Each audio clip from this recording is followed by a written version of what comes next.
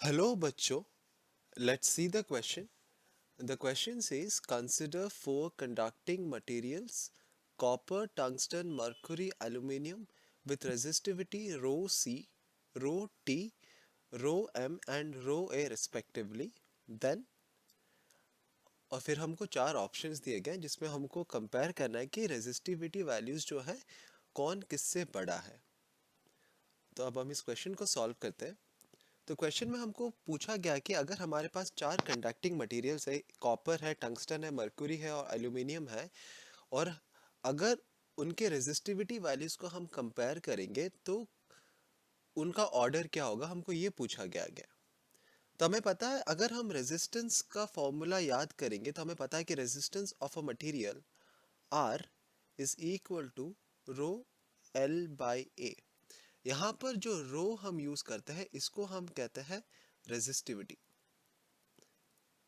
और रेजिस्टिविटी क्या होता है? रेजिस्टिविटी होता है, ये एक प्रॉपर्टी होता है एक मटेरियल का, एक मटेरियल का अपना इनहेरेंट प्रॉपर्टी होता है। तो हम ये कह सकते हैं it's a property of a material that decides how strongly how strongly the material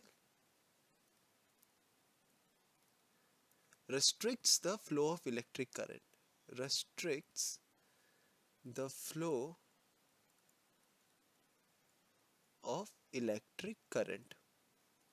तो रेजिस्टिविटी जो होता है वो एक मटेरियल का एक इनहेरेंट प्रॉपर्टी होता है जो ये डिसाइड करता है कि वो जो मटेरियल है, जो कंडक्टिंग मटेरियल है, वो अपने थ्रू जो इलेक्ट्रिक करंट होता है वो कितना रिस्ट्रिक्ट कर सकता है। तो इसका मतलब ये हुआ कि अगर एक कंडक्टर का रेजिस्टिविटी का वैल्यू कम है, इसका मतलब it provides less amount of resistance to the flow of electric current, इसका मतलब वो एक गुड कंडक्टर है। सिमिलरली अगर एक रेजिस्टिविटी का वैल्यू अगर हमारा हाई है for a given conductor, then हम ये कह सकते हैं कि वो अपने थ्रू जो करंट होता है वो इजीली अलाउ नहीं करता, जिसकी वजह से हमारा करंट का जो फ्लो होगा वो लेस होगा। So it is a bad conductor.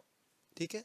तो हमको क्वेश्चन में चार कंडक्टिंग मटेरियल्स दिए गए, copper, tungsten, mercury and aluminium, और हमें कहा गया कि इन चारों के रेजिस्टिविटी कितने हैं। तो ये है रो सी है हमारा कॉपर का रेजिस्टिविटी, रो टी है हमारे टंगस्टन का resistivity, rho M is the resistivity of mercury and rho A aluminium का रेजिस्टिविटी है। अब हम क्या करेंगे, वन बाय वन हम चारों कंडक्टिंग मटेरियल्स के रेजिस्टिविटी के वैल्यूज लिखेंगे।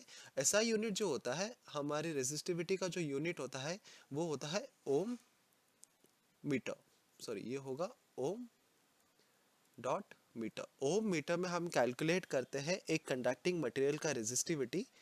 तो अब हम क्या करेंगे, अब हम चारों कंडक्टिंग मटेरियल्स के रेजिस्टिविटी के वैल्यूज यहाँ पर लिस्ट डाउन करेंगे। तो कॉपर का जो रेजिस्टिविटी वैल्यू होता है rho C, that is equal to 1.72 1.72 into 10 to the power minus 8 ohm metre. Resistivity value tungsten का rho T, that is equal to 5.65 into 10 to the power minus 8 ohm metre. Similarly हमारे mercury का resistivity का value होगा to be equal to 98 into 10 to the power minus 8 ohm metre.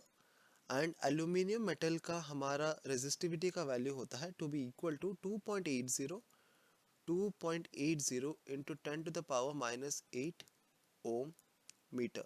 तो अगर हम चारों conducting materials के रेजिस्टिविटी का वैल्यू ऑब्जर्व करेंगे तो हमारे जो 10 की यूनिट्स में जो पावर है वो हमारा चारों मटेरियल के लिए इक्वल है। तो हम ये कह सकते हैं कि अगर हम उसके कोफिशिएंट पार्ट को कंपेयर करेंगे तो हमको पता चल जाएगा कि कौन से मटेरियल का कंडक्टिविटी रेजिस्टिविटी का वैल्यू हाईएस्ट है। तो हम देख सकते हैं कि हमारे कॉपर का है 1.72, फॉर टंगस्टन हमारे पास है this to be equal to 5.65, and mercury के लिए है ये 98, एल्यूमिनियम के लिए है ये इक्वल टू 2.80। क्योंकि हम रेजिस्टिविटी जो कैलकुलेट कर रहे हैं, क्योंकि हमारा जो 10 का टर्म है वो नेगेटिव में है, इसका मतलब ये होता है कि जो सबसे कम वैल्यू होगा, जिसका कोफिशिएंट का वैल्यू सबसे कम होगा, उसका रेजिस्टिविटी का वैल्यू सबसे हाईएस्ट होगा। तो अगर हम ऑब्जर्व करेंगे तो हम देख सकते हैं कि कॉपर मेटल का जो रेजिस्टिविटी के कोफिशिएंट का वैल्यू वो सबसे कम है, so we can say that rho C उसका सबसे हाईएस्ट रेजिस्टिविटी वैल्यू होगा। सेकंड में जो अगर हमारा आएगा वो है aluminium, so we can write that is equal to rho A. Third में we have tungsten, so it is rho T. And finally we have mercury. तो हमने देखा कि resistivity of copper metal is the highest, followed by aluminium, then tungsten, then mercury. तो ये है हमारा final pattern. तो अब इसको हम कंपेयर करेंगे हमारे गिवन ऑप्शंस के साथ, और हम ऑप्शन में देख सकते हैं कि ऑप्शन ए हमारा फाइनल आंसर के साथ मैच करता है, तो ये हमारा करेक्ट ऑप्शन होगा। I hope you understood the concept. Best of luck.